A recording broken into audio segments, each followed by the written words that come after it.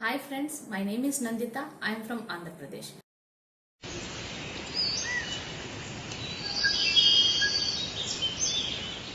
Good morning, dear students.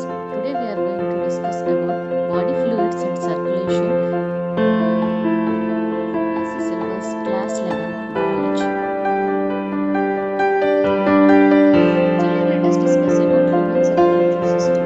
The human body is a complex machine, requires many processes to function efficiently. To keep their crucial process running without any hitches, vital elements and components need to be delivered to the various parts of the body. This role of transportation is undertaken by the human circulatory system, moving essential nutrients and minerals throughout the body and metabolic waste products away from the body. The human circulatory system consists of a network of arteries, veins and capillaries with the heart pumping blood through. Its primary role is to provide essential nutrients, minerals and hormones to various parts of the body. Alternatively, the circulatory system is also responsible for collecting metabolic waste and toxins from the cells and tissues to be purified or expelled out from the body.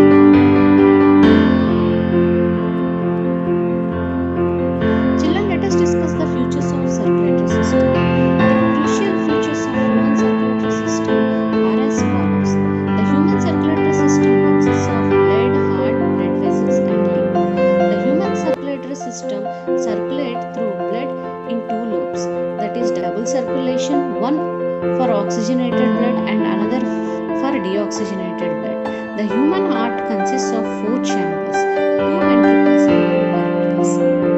The human circulatory system possesses a body-wide network of blood vessels. These compress arteries, veins and capillaries as we discussed earlier. The primary function of the blood vessels is to transport oxygenated blood and nutrients to all parts of the body. It is also tasked with collecting metabolic waste to be expelled out from the body. Most circulatory system diagrams do not visually represent its schedule. Theoretically, if the veins and arteries and capillaries of human were laid out end to end with pan to a total distance 1 lakh kilometers or roughly 8 times the diameter of the earth.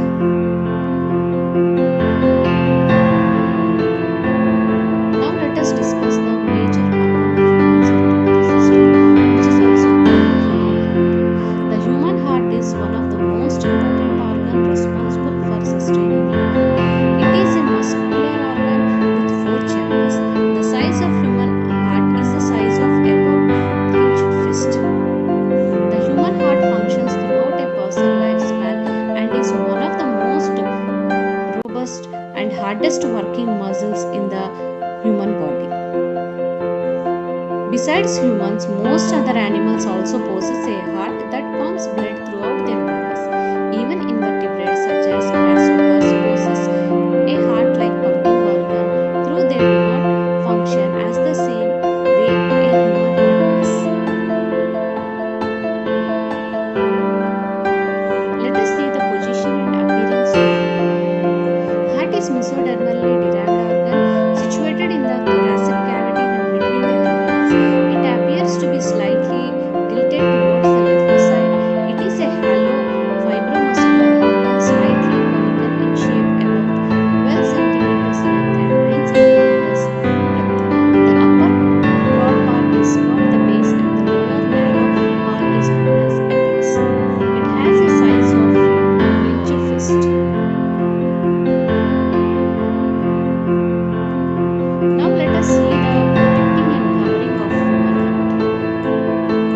The heart is protected by a rubber called membranous sac or a bag called pericardium, enclosing a pericardial fluid. This pericardial fluid helps in keeping the surface of the heart moist so as to protect it from shock and mechanical injuries and also allows its free movement. The structure of human heart can be studied under two heads of easy understanding, that is external and internal structure.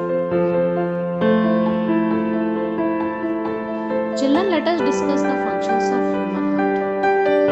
The function of human heart in any organism is to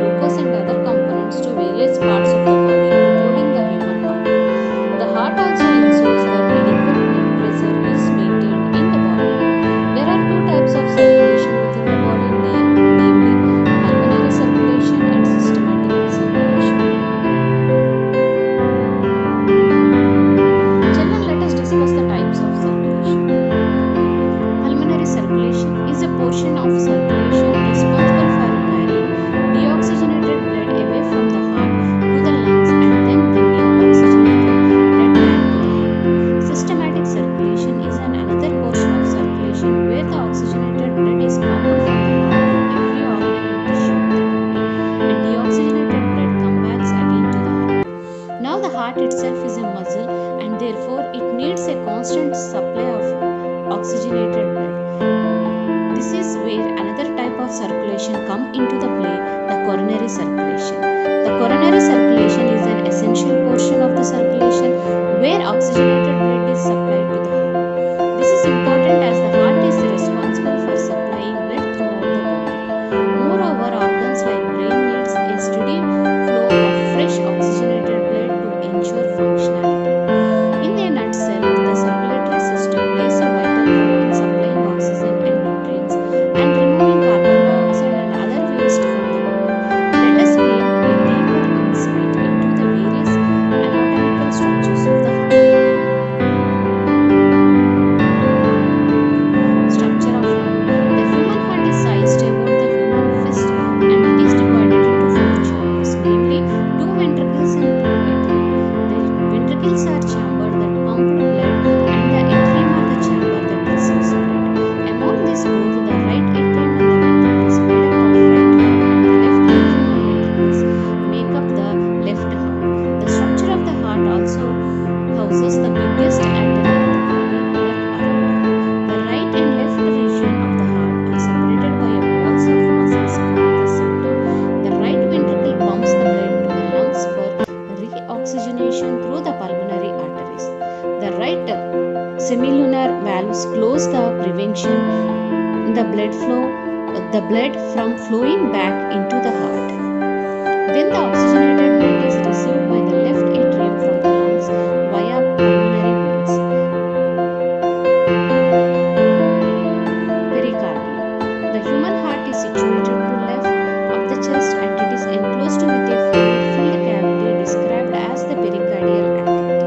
The walls and lining of the pericardial activities are made up of a membrane known as pericardium. This pericardium is a fiber membrane formed as an external covering around the heart. It protects the heart by producing a serious fluid which serves to lubricate the heart and prevent frictions between the surrounding organs. Apart from the lubrication, the pericardium also helps by holding the heart in its position and by maintaining a hollow space for the heart to expand itself when it is full. This pericardium has two exclusive layers. One is visceral layer, it directly covers the outer side of the heart. Second one is peritoneal layer. It forms a sac around the outer region of the heart that contains the fluid in the pericardial cavity.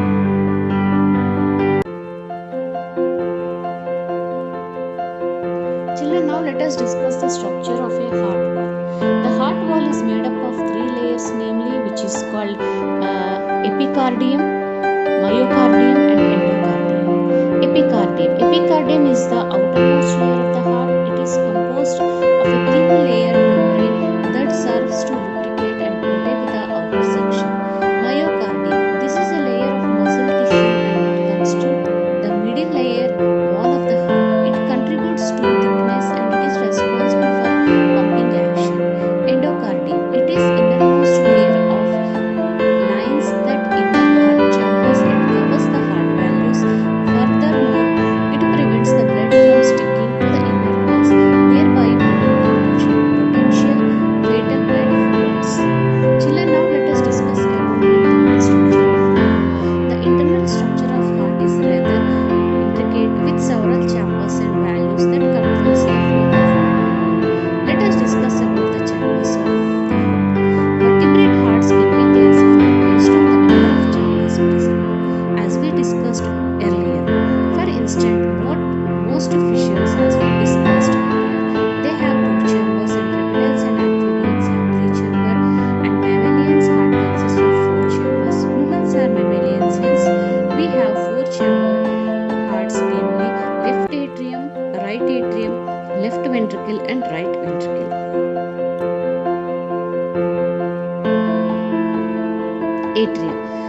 They are a thin and have less muscular walls and are smaller than ventricles.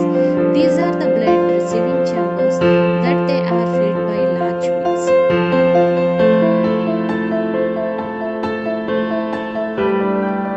Ventricles are large and more muscular chambers responsible for pumping and pushing blood out into circulation. These are connected to a large arteries that deliver blood for circulation. The right ventricles and right atrium are comparatively smaller than left chambers. The walls consist of more muscles compared to the left portion, and the size difference is based on their functions. As ventricles' major function is pumping of blood, due to this they need stiff muscle walls. Right ventricle receives impure blood from the right atrium and pumps to pulmonary artery, which further takes this blood to the lungs for purification. Left ventricle, it receives pure oxygenated blood from the left atrium and pumps it to pure blood to aorta, large artery in the pathway, which in turn take this blood to whole body and organs. Valves are flaps or fibrous tissues located in the cardiac chambers between the veins. They ensure that the blood flow in a single direction. Flaps are also prevent the blood from the flowing back. Based on their function, valves are of two types. Cardiac valves, a part of septum, heart is also separated by various valves. These valves act as a door-like structure in the heart that serves to maintain the unidirectional flow of blood. Different valves present in the heart are given below. Tricuspid valve, it is formed by three muscular flaps or cups to guard the opening between the right atrium and right ventricle. Bicuspid valve, it is a type of valve that guard the opening between the left atrium and the left ventricle. Semilunar valve, that opens to the right and left ventricles into the pulmonary artery and the aorta respectively, are provided within a semilunar valves. Let us discuss the functions of cardiac valves. The valves in the heart allows the flow of blood only in one direction, that is from the atria to ventricles and from the ventricles to pulmonary artery or aorta, but also prevent backward flow of blood. Conducting system of heart. The entire heart is made up of cardiac muscles. Ventricular walls are thicker than that of the atrial walls. The rhythmic of heart is maintained by highly specialized cardiac musculature called the nodal tissue distributed in the heart. Let us discuss about the sinoatrial node or SA node or SAN. The SA node is smaller fattened patch of a tissue present in the right upper corner of the right atrium.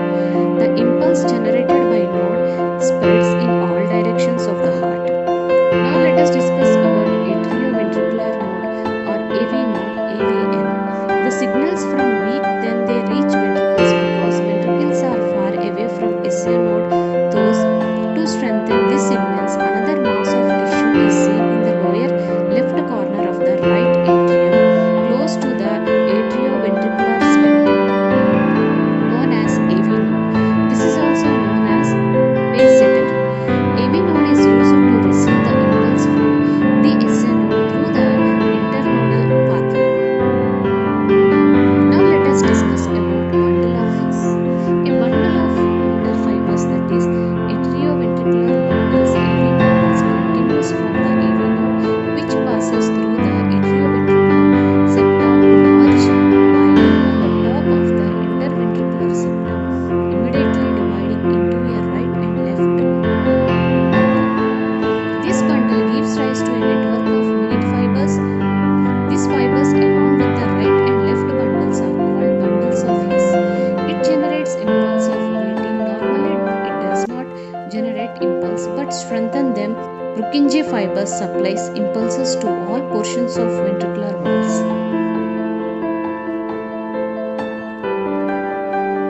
Children, let us discuss about the working of nodal tissue. The nodal musculature possesses the ability of generation action potentials without any external stimuli, that is, it is auto-excitable. However, the nodal system generates different number of action potential at different parts in a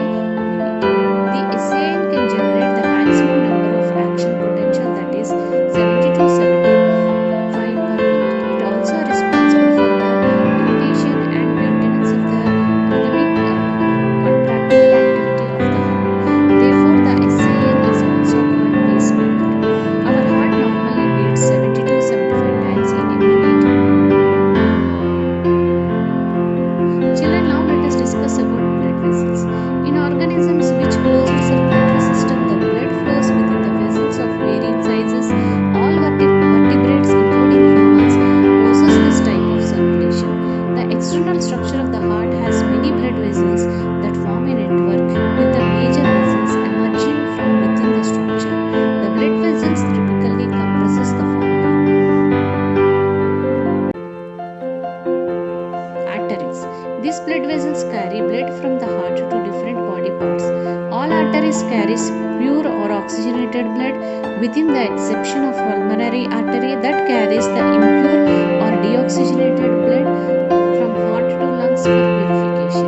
As the walls of arteries are thick and non-collapsible, the pressure inside them is very high. Arteries are much deep placed in the body. Features of the arteries. Valves are absent in arteries. Arteries are divided into 5 branches known as arterioles, which are further divided into finer branches called capillaries. Veins. Veins. There is another type of blood vessels that brings blood from the different parts of the body to the heart, that is carry blood towards the heart. All veins are meant to carry impure blood except the pulmonary vein that carries pure blood, that is from heart to the heart. Veins are provided with valves to prevent backflow of the blood.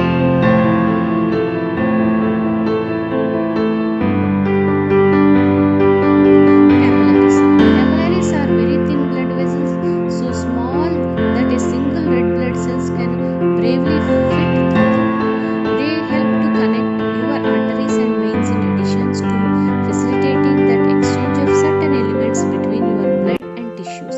This is why blood tissues that are very active, such as your muscles, liver and kidneys, have an abundance of capillaries. Less metabolically active tissues, such as certain types of connective tissue, does not have many. Let us discuss some of the facts